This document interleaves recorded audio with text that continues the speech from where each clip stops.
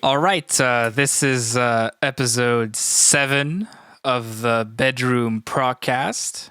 It's been a little while since we've done an episode, so we have a lot to catch up on, and lots of cool, exciting stuff, and some less exciting stuff that has happened to both of us in the past few weeks. Yeah, what's up, Josh? How are you doing? Good, man. Yeah, there's been a lot that's gone on between now and the last podcast. Because even that podcast was shot like weeks before it was even posted. Yeah, well, the at the time of recording this right now, we posted the Jack episode last week. Right. But we kind of sat on it for like at least 2 weeks. It's mostly my bad because I had we filmed that one way in advance already, and then I kind of like procrastinated the edit a little bit, but also I had this ordeal happen to me where I was trying to sound treat my room, and then found a bit of a squishy part in my wall, and then it turned out that I had a leaky pipe, which was all of a sudden 2 weeks of my life was kind of like in the next room. Yeah. So we kind of decided to push that podcast a couple weeks, and then like Josh dropped music and Jack had conflicting things, and we also just wanted to make sure that nothing was dropping at the same time as that podcast, so we just put it out when that lined up for everyone. Right. The scheduling stuff it's boring, but so like it's what's gotta happen. On top of me procrastinating and the leak in my wall ordeal, there was also a scheduling ordeal once everything was in order. So it was kind of a mess. Not to like start about like the editing mess that podcast was. But yeah, it was. It's all What'd good. You cut, but now, bro? Is there a conspiracy? No. There's a. I cut all the shit talking. No, I'm just kidding. I left. That's the good bits. I left all the shit talking in. That's what people want. Yeah. Yeah. So the last couple weeks of my life have been a bit of a mess, considering my studio / bedroom had been completely destroyed and unusable. But now that's all resolved. As you can see on my camera angle, I have some treatment now, and it's all good. But yeah, that's my life. Is there still a giant hole in your wall, or is it all done? No, it's all gone. It's all painted over. You can't tell there was a hole. And it's actually kind of a ridiculous thing. Like I have the pipe because it took it out, and there's like the tiniest hole. And the theory is that when my basement was being renovated, someone must have drilled through the wall and then barely touched the pipe to the point that they didn't notice that they like touched the pipe with the drill. So the theory, because you can't really know, but what seems to have happened is that it was such a small hole that they didn't notice it was leaking, and with the condensation over time, there was just drops like going through it like really, really slowly. And these renovations happened like 2.5 years ago. That's fun. So have you noticed you're playing slowly and slowly get worse with the mold in the in the air? I don't know. I can't notice. I feel like I'm sleeping better, but I could be a placebo. But there was definitely like at least a few inches of mold in my wall, just because of the little slowly drop like over this very long period of time. Let's see how your mixes turn out now. Yeah, the mold was making my mixes bad. It wasn't my ears, it was the mold. It was the mold. There you go. Yeah, so that was kind of a ridiculous ordeal. But yeah, what's been up in your life in the past few weeks, Josh? You're just on the come up. You got a lot of stuff. Well, it's like everything. It just happened to schedule this way, where everything came out all at the same time, which is, I don't know, maybe good, maybe bad. I don't like putting out a ton of stuff at once, just because Because now I you know. don't have anything left for the rest of the next 6 months. You're Right. just like, well, that's it. That's all I got. Well, I'm working on something that's supposed to I'm come just out kidding. soon, but yeah, it's annoying. Also because like you don't want to ask people to go check out a million things all at once, especially like it's because it's not an album, right? It's 2 videos and 2 songs from completely different bands. Right. But yeah, I don't know. I don't think there's anybody here who listens to this that doesn't know, but I released a song with intervals called Lock and Key, and then we have a playthrough together with me and Aaron, and then I have the perennial thing, and then the perennial playthrough. Yeah. Except the perennial thing had dropped the last podcast. So yeah. So Right. all those new things. But the video dropped like the other yeah, day. it's true, and the video is sick. The video is very, very nicely made. Shout and out it to sounds Ivan. Great.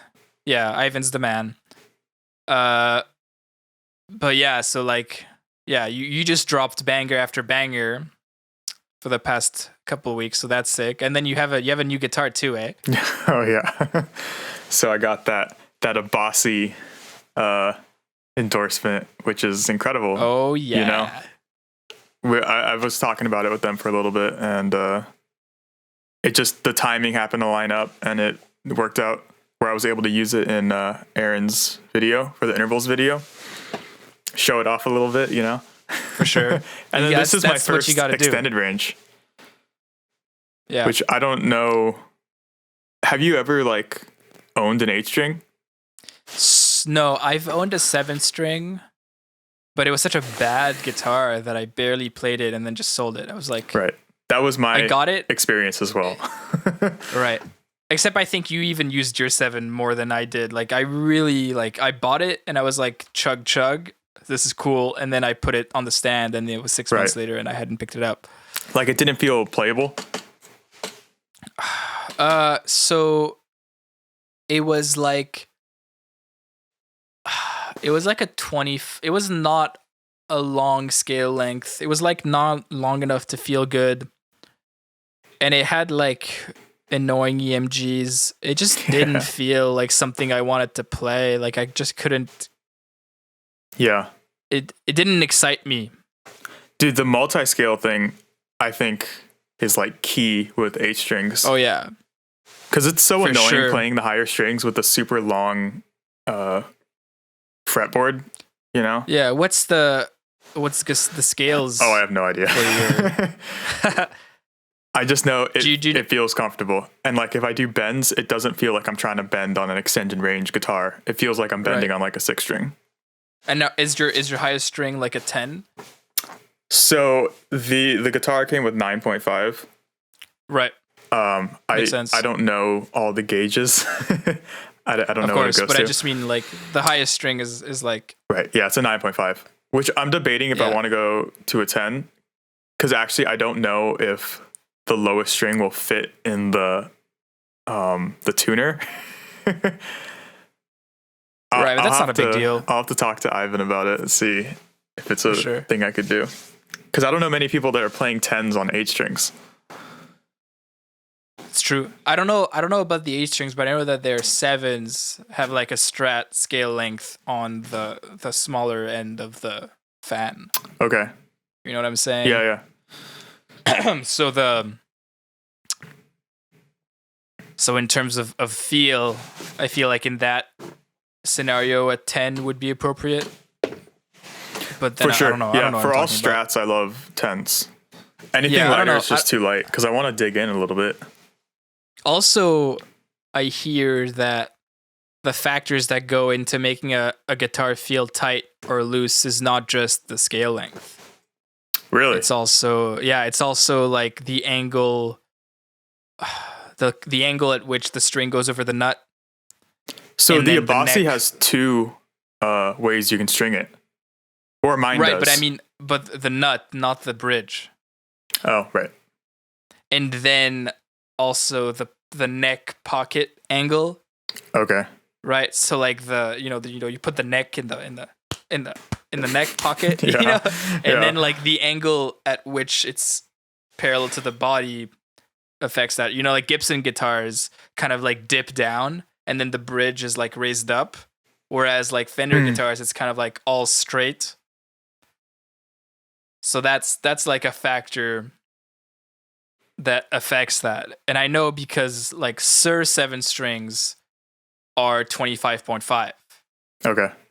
But they feel tight because they have all the other factors like figured out. Have you ever played one of those Gibsons where like the bridge, it doesn't have like the saddles, it's just like a solid bridge, and that's what the strings go over? I haven't played a Gibson like that. I've played a PRS like that. How do you like intonate that, or do you just don't? It's compensated to be intonated. Yeah. So that's just the way it's gonna be, you know.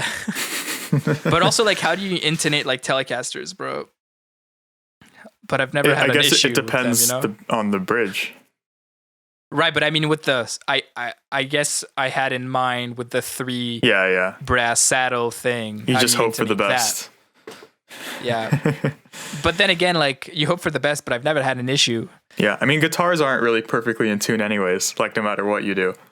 It's true. You can't win, so you might as well think you're winning. I don't know. But yeah, so I don't know what the Abasis are doing, but I'm sure they're doing something right. Yeah, I mean, so the one that I have is made in Korea. So they have like the Laradas that they just, the Larada Legions that they just released. Yeah. Which are made at the World Music Factory in Korea. Yeah, that's a good move. And I think the quality control is done by Schecter. I don't know. Sector. The Schecter. Yeah, so they're doing the quality control, and they're also doing the setup. So I mean, the guitar feels great just right from the. Are they doing that like in the US? I have no idea. Or are they? Okay. Well, it's sick, so it's great. Yeah. No, the neck, the bolt looks so ridiculous in like a cool way, like the 5 bolt. I've always preferred bolt-on necks. Oh, me too.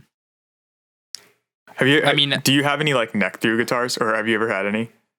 Well, so that 7 string that I mentioned was a neck through guitar, or maybe it was a set neck that was made to look like a neck through guitar. Okay, yeah. It was a cheap guitar. Yeah, it was an agile 7 string, bro. It was disgusting. See, I think this is where some people make mistakes. Like if you're buying some some kind of like gear that's like a very specific thing, like a because they make cheap multi-scales and they make cheap like extended range guitars. I don't think that's where you should be. I completely agree. Buying that 7 string was a mistake. Yeah, like if you're gonna buy a cheap guitar, like buy like a used 6 string or something. Like don't go for the specialized cheap guitar. No. Yeah, the more complicated the instrument, the more expensive it needs to be for everything to be right. Exactly. Yeah. But yeah, so what was I saying? Yeah, so that agile 7 string was a garbage instrument. Oh no! And it was. I didn't want to say the brand of mine. And it was. I think it might have been a neck through. That's what it looked like. But I know they do like set necks that are supposed to look like neck throughs. I know that's a thing that happens. Oh, I did not know that was a thing. It's like tricking you. It's just like a cheaper construction, but with the look. But so my PRS is a set neck, and my Sir is obviously a bolt-on neck. It just feels completely different. And I feel like there's a certain squish that you get with set necks that you don't get with bolt-on guitars. But oh, really? That squish, yeah. There's but I'm not necessarily looking for that squish all the time. I don't know that I've ever noticed that. For me, it's all just a feel thing. Yeah, it's like a response. Like I feel like no, I mean not so much with how I'm more just like how it feels when I'm playing higher because there's a bolt on there or that kind of thing. Right. I don't know that I noticed those like small differences, or maybe they're not small to you, but they're small to me. It's always subtle. I don't know. I feel like it's something that like when I go back to that guitar, I'm just like, oh, there's something squishier about the attack. I don't know. It's a weird thing. There's definitely an attack to. There's that. Okay, the word used by a lot of people is snappiness. Yeah. There's a certain It's snappy. snappiness. Yeah. There's a certain snappiness to bolt-on guitars that set and through neck guitars don't have, or like it's a different snap. In the same way that like, I mean, you know, like the tonewood debate is highly controversial, but I feel like there's even unplugged, there's like a different resonance to different woods. So I don't know that I can here's my thing. I can't tell the difference between everything because every guitar sounds so different in the first place. That's true. That's a good point. But like, I've like played the same guitar. I played a few Sirs that just had mahogany bodies. Yeah. Like I played James Ivani's. I definitely mispronounced his last name. His modern, and he's got mahogany body, mahogany neck. Okay. On a Sir Modern. It's a ridiculous playing guitar. I don't know what he's doing, but he's got it. That's a great guitar. But the squishiness and the mid-range is completely different than my Modern. And then the only difference is the wood. I think he has a bit different pickups as well, but I played it unplugged, so it was definitely like a resonant thing. That guitar is ridiculous, but like the alder maple combination that I have has a different feel. His guitar feels more like a Les Paul just because of the mahogany. Okay. See, this is way more into it than I have ever. I've never really been super into thinking about what wood is in the guitar. For me, it just feels good or it doesn't. I don't even think about what kind of wood is in it. That's fine. I just can't help but think that there might be for sure a specific way to like categorize these differences. Yeah. Right? Because then like, what's the point of choosing a wood except to look a certain way? I don't know. Also, I just realized I might have said that my guitar is alder, which it's not. It's basswood. That's a mistake. It's basswood maple. But it's just different. You know what I'm saying? Like, what's your iconic? Do you know? I don't. Honestly, I don't know. I can grab. Wow. I have here. Let me grab it. I have this back. I feel like if I had to guess, I think it's like alder or ash, just because probably of what iconic.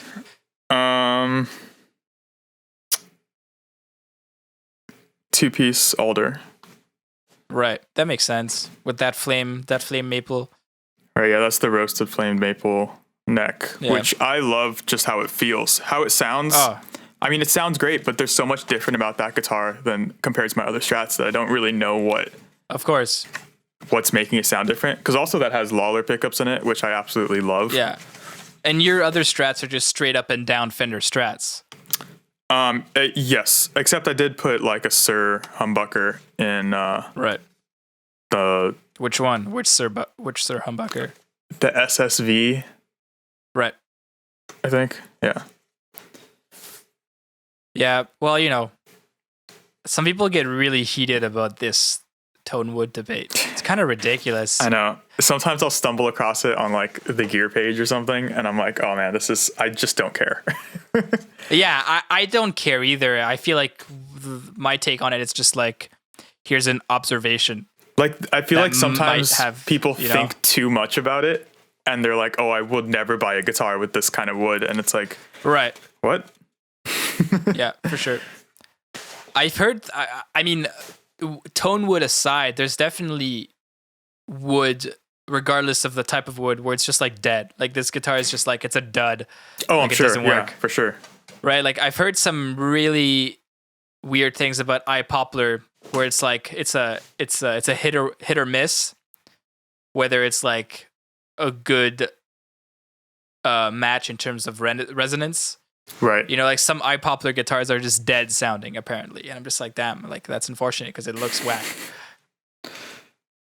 Yeah, I also don't love the look of like crazy woods in guitar. Sometimes it's a bit much for me. It's true. Like the Purple Heart shit, it's kind of It's kind of wild. Like I just like a classic look. It's true. It's true. Especially like this debate is so ridiculous when we're plugging into fake amps anyways. Right. That's a great point. Yeah. Dude, that's a whole other thing that people are way too into.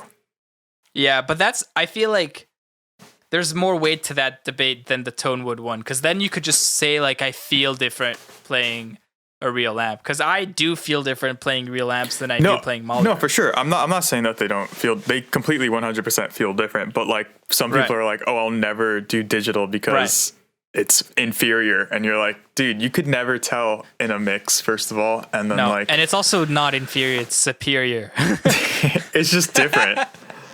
I mean, Absolutely. for what I'm trying to do, it's definitely superior, because it's so hard for me to get like the tones that I want right now out of like the amps that I have. Yeah, it's wild. Although, so what I've been doing for the past couple weeks is I've been writing stuff. I'm back in the grind, trying to write some tunes. So is this all with your real amp? Yeah. So the whole I don't know. Did you listen to the thing I sent you last night? Oh no, not yet. Sorry. Wow, bro. Fuck. But I listened to the first. So whatever I sent you before. So it's all Capture X. Yeah, dude, it sounds sick. Yeah, do you find it's that just you're like, it's too limiting where you can only get like one tone, or are you just changing your tones with like pedals and stuff? So I have pedals on the floor, and I have a switch on the amp to go from different gain stages. So my settings, my like knobs haven't changed, just because like I'm recording, so I'm trying not to like. That's the thing, right? It's not like the Fractal where I can like save patches. I can't do that. Do you like take pictures? Nah, I just like set them, and then like I have a switch to go from from high gain to lower gain. There's like a switch on the PT20 where it's like there's like a JCM 800 amount of gain, a Plexi amount of gain, and then the HBE amount of gain, which is like high gain. So I'm kind of switching back and forth with that, and then I have a few pedals on the floor. But I think so. So the thing is, the constraint is inspiring. Right. So because I have these limits and this kind of like, amp that makes me feel really good, I'm like inspired by the tone. Because it's also like not at all the type of tone that I've been using. Like the tones I've been getting for the past couple of weeks are completely different than the tones I've been like getting through the Axe effects, right? Like I feel like I've been really lacking on the Instagram game lately, but the stuff I'm gonna be putting out like going forward is gonna be pretty drastically different from the tone I had before. Do you think you could get your current tone on Axe effects? Probably, yeah. I haven't tried. It's something I've been meaning to do, like try to get the Friedman model to sound like my real life tone. Yeah. Especially since I can just take the IR I'm using in the Capture X and put in the Axe effects and see how close I can really get, right? Same IR, same real amp versus the model. Yeah. That's definitely an experiment I'm going to do. And then if I get close enough, maybe I can get some flexibility back from the Axe effects in terms of like tracking. But right now it's just a question of like, what's the easiest thing, right? Like I have this amp here and then I have it plugged in and then I'm just like ready to go, If I want more gain, I have a pedal on the floor. Right. Which is I just like the workflow. It's inspiring. Right. Yeah, no. And like, I know when I'm using even Fractal stuff, I'm not like switching amps all the time. I kind of just find one and then I'll stick to it. Exactly. But like on my tones that I would program on the Fractal, I had like my 8 scenes like laid out. Right. I'm also tracking a lot drier now and then putting more effects post rather than printing effects on the way in because I have an amp in the room. So what's actually, okay, here's like a thing that you definitely can't do with the Fractal, or that you could, but you would need some really intense routing, is because I have a cab in the room. if I turn on the cab while I'm tracking, I could get feedback from the cab. Right. And because I'm also tracking the IR, it's kind of gets printed in the IR, which you couldn't do that without the cab. Right. You know what I'm saying? So, I mean, to do that with a fractal, you'd have to have like a cab in the room from the fractal, but then also track the IR side of the fractal to get that sort of feedback. So you could definitely kind of do it. You just need like a power amp or something. Yeah, exactly. But it would be like something that you would never do for the sake of doing. Mm-hmm. Right? Like, it's kind of wild. Yeah, like I just have a 112 under my desk so that when I lean forward, I get feedback, from the fractal. Yeah. Because you're not going to hold up your guitar to your monitors. You know what I'm saying? Like, yeah, I really wonder how much of a difference it is, like tracking with and without it. Even just like how it, maybe not even feedback, but just like how your pickups interact with having a real amp right next to you. So that's absolutely a factor, because like this sort of like sweet spot mid-range feedbacky thing wouldn't happen with just the modeling, right? You need the in the room at like a certain volume. I mean, you also going, play right? different. Like having a cab compared to just running monitors. Yeah, like I feel like I'm being more confident in my playing because I have a cab in the room. Right. It's bringing a whole aspect of my playing into this kind of like studio environment that I didn't have, that I only had in a live setting. And that's also, I'm also playing with more gain. I feel like on the fractal, I was trying to get like as little gain as possible. But now, because I'm just turning up the gain, like it's sick. I just feel and I'm soloing with my bridge pickup a lot more than I was before. Well, I think having the cab in a room also gives you a way more focused sound to track with. Absolutely. It's completely different. Separate from how accurate the modeling is within the fractal, the way it makes me feel is so much of a difference than even if they sound exactly the same in the mix. It's a completely different experience. For sure. Yeah. But yeah, so that's what I've been doing. I'm plugging into apps and trying to make tunes. Yeah, no, that's sick. I would love to do that at some point, but I think I need to find the right amp I want to do it with. Because right now I don't have that amp. I don't have an amp I would be like, I need to track with this amp. What's a fantasy amp for you? I don't know, because I haven't had that much experience trying a ton of different amps. Right now what I'm using in the fractal is just like a 5153 kind of thing. Right. But I don't know how that sounds in real life. I only know what that sounds like through the fractal. That's true. But I feel like that sort of amp... Okay, here's the shade. Here comes the shade. I feel like it's not worth getting the real one because it's like already like the same thing. 5150, it's such an awesome amp. But, you could get a used 5150 for like probably really cheap in the US. Yeah. And I feel like if you got it and then you like compared like, how it felt compared to the fractal, I feel like it wouldn't be that big of a difference. And I feel like you'd be really disappointed by the clean channel. Really? Okay. Yeah, because the 5150 has a garbage clean channel. It's like the clean channel you only want for that 10-second intro to a really heavy song. Yeah. I mean, I don't know that I've ever used the clean channel in the fractal. Yeah, so do you, exactly. Like if you're going to do a clean sound in the fractal, you're going to switch to a different amp. Yeah, definitely. Right. Whereas one of my fantasy amps is like a Bogner Shiva. Okay. Right, which is like a $5,000 hand-wired beast. Actually, no, it's like $3,000, but like still. Yeah. And that has like a ridiculous clean channel and a ridiculous lead channel. And I was my last fractal patch that was in heavy rotation was just both of those channels, Right. on different scenes. You'll have to send me that.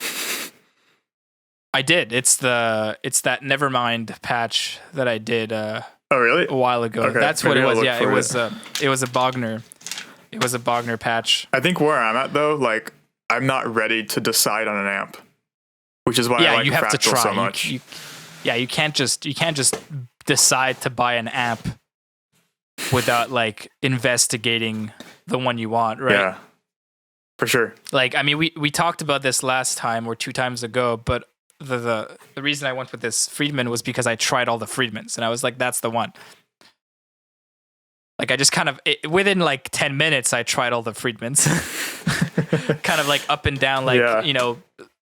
But yeah, I don't regret my choice. But I don't know. There's a few amps that I think would be really cool to own, and I definitely have this fantasy of having like, you know, 5 or 6 amp heads, you know. Oh man, and get like one of those big switchers where you could just press a button. No, I think I would just. I mean, you know, maybe, but I think I like the workflow of real amps. You know, I kind of have this. You know, there's a few others on my list. Like I definitely. So yeah, so that Bogner is on the list. Like that would be crazy to have that amp. I also really want a Sir Badger. Okay. That's a crazy fucking amp. It's like the best amp I've ever tried. It's a ridiculous amp. But that's also like a $4,000 beast, you know? Like all these amps are just hand wired and ridiculous. Yeah. And then maybe I would dive back into the classics and try to get like a lower gain Marshall amp. Right, yeah, for sure. Know? Like a really nice JCM 800 would be cool. Or like a Plexi. And then, you know, then you could get into like that metal sound, and then you go into like the 5150s and stuff like that. You know, the EVH amps, and those are really cool. Like if I had like those amps, you know, then I would never switch on the Fractal, because I would just have all the amps in the real estimation of these amps. But I mean, it's all you know. It's for anything. It's for romantic reasons more than anything pragmatic, right? Like I have the Fractal, and Neural DSP is doing such an amazing job that if I really want those sounds, I could just spend $200 and then get the plugins, or just spend some time making some nice Fractal patches. But you know, it's a workflow thing. It's a feeling thing. It's like plugging in real amps and like setting up the tone that you want, and then printing that has like almost a ritualistic nature to it that makes you feel different than just, you know, fucking with a patch in your computer. It's different. It's even if it sounds completely the same, which it won't, it's the approach I think just makes me feel different. I don't know, man. I don't know. I feel like at this point, I'm just trying to justify spending a lot of money on amps when I could just not. Yeah. I mean, whatever makes you record and play guitar, whatever inspires you is worth it. Yeah, it's all, you know, for the same reason, like I kind of want like a 50s or 60s like Strat. But like I would only play it by myself in my room. I don't think I would ever take that out to a gig. Unless I'm like playing that sort of gig, which I don't think I would be in the position to. Right. Like which gig would I get where it would be appropriate for me to bring a 3 single coil, like 50 Strat with like a baseball back neck? I would only play that by myself, or I would only stare at it. You know what I'm saying? I would just look at it and it would make me happy. Dude, that's like, I have a 12-string Rickenbacker that I just never play. I mean, it's a beautiful guitar and it sounds incredible, but it's hard to find the context for it, especially in what I'm doing right now. With I feel like that's the sort of instrument that like you would just pick up and then you would just write a song with it, and that's just the song that you wrote with that instrument. Yeah.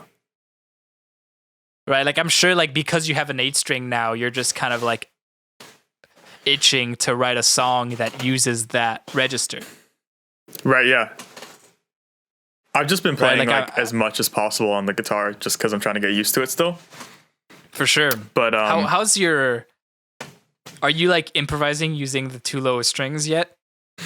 How's that working? Are you kind of like I'm starting to explore the 7th string. I haven't gotten to the 8th string yet as far as like mapping out the fretboard.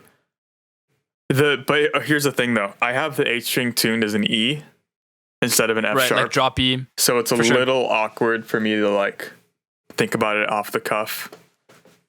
And you don't want to do the standard thing? I don't know. I just haven't even tried it yet, actually. But I like having the E for like recording. Yeah, that makes sense. I mean, especially the whole thing with the drop E standard is that if you do if you do a bar chord and you just extend your finger, you'll just have a bar chord. But yeah, I get that, but it doesn't sound that great. Nah, definitely not. Maybe clean. It sounds cool. Yeah, but no, the guitar it's super fun to play, and like it doesn't feel as crazy as I thought it would. Like going from 6 strings to 8 strings, just because of how they did it. Yeah, they did it right. They did it for sure. I don't know about you, but I've played 8 strings where it doesn't even feel like a guitar. It feels like a different instrument. I don't even remember last time I played an 8-string. I feel like last time I played a 7-string, I sounded like I didn't know what I was doing. Because I'm just like, what string is this? You know, you look down and you pick, and you're picking the wrong string. Yeah. That's like my struggle. I know with the 8 string, I feel I can get a bit more confused with the lower register. Right. Like the higher stuff, I'm pretty comfortable with where I am. But like once you start getting to like the A, the E, the B, and the E all start looking the same. Yeah. It's one of these things that like, I feel like you'll make less mistakes if you don't look. Right. Yeah, just trust your hands. Right, like it's like playing in a key a half step up from one that you're really comfortable with. Right. Like you ever play an E flat minor and then you fuck up because you look down at your fingers? Yeah, I know exactly what you mean.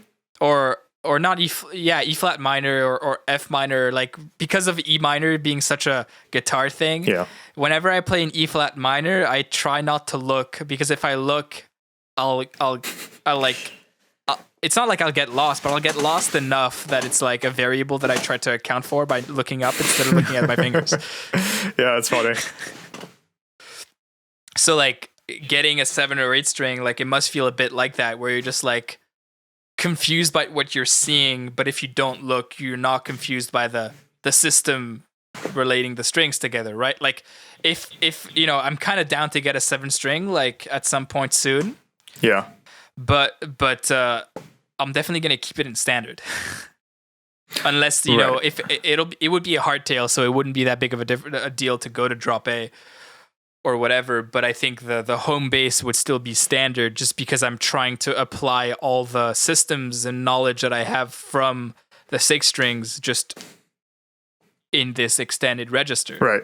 And I found that like if you keep it in standard, it's not that hard to start implementing stuff you already know to it. Like your fingers just kind of know where to go, because because you know exactly how the guitar is laid out. So just adding another string that's in a 4th is like not a big deal.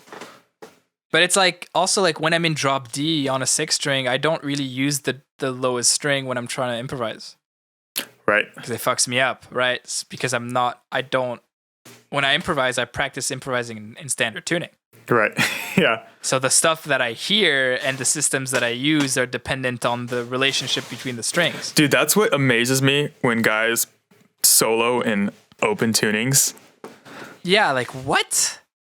Like all those slide guys and stuff. Like I love Joey Landreth and like you know, Derek Chucks and all those guys.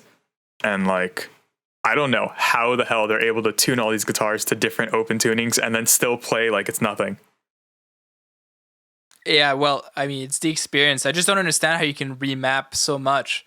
Like I've spent so much time trying to align what I hear with what I play, and it's so dependent on the system of fourths and tunings that I can't imagine remapping that and having the mental capacity to still play something and know what it's going to be. Right. And then I wonder if they're thinking about it like a completely different fretboard map, or if they're relating everything to how it would be in standard tuning. Yeah, right? Like, are you... Or maybe they're just thinking... Because it depends how much you're able to think at a time, right? Like, I used to know... So I know this kid, this ridiculous guitar player, and it just... So I don't know what he's doing now. He's not doing a lot of stuff. I knew him in music school, but he had this ridiculous ear and this ridiculous relationship with the guitar in terms of like the way he would play things that he was hearing. Yeah. And he could do it like in any tuning, and he was also left-handed and could also kind of do it like on a standard tuned right-handed guitar. Oh, that's insane. Because I think that he just had the mental process figured out. Yeah. Like he was just able to apply whatever formula he needed to in order to do what he wanted to do. Right. And it was kind of ridiculous. Like I feel like I'm constrained by the systems I've practiced instead of trying to practice being free from them in order to improvise. No, I feel the same way. And then at a certain point, you have to be like, do I need to... How often are you playing in different tunings where this is something that I need to like focus on? Right. When I could focus on like maybe something else that would be more what I want to do. Yeah, of course. At some point, like it is like the question becomes, what do you want to be good at and how much time do you have to dedicate to that? Yeah. Right? So I definitely don't care for these things that I'm not practicing. But it doesn't stop the feeling that I'm just like, how do you get to that point? Right. Or like how can it make sense in terms of thought process? Like I can't empathize with that. I don't understand how you get to that point. Yeah, it's right. Like it's incredible. Like the reason why people are so fluent with improvising is because they're so familiar with one thing, right? Like I don't think all the amazing jazz improvisers, they're they play in standard tuning and they know what they're doing. Like I'm sure if you gave them something in an open tuning, there would be an adjustment period. And I feel like a tuning, open tunings and like that sort of thing, I think it's like a facilitator for creativity more than it is another system. Like I feel like if you go in an open tuning, you're just like, oh well, I guess I wrote a song. This thing. Here's this thing that I wrote using this tuning. But then like if you want to improvise within that context, you kind of have to figure out a whole different system. I think a fun like thing to try that I've done a couple times is like you tune the guitar differently and then play what you would normally play. Oh yeah. You know, the same shapes that you normally would and like the same patterns or whatever, however you want to think about it, and see how it sounds. And like, cause you'll play stuff that you're not expecting at all, right? Cause you're so used to how one thing sounds. And then it's just like, I've done it a couple times and like, it's always been fun.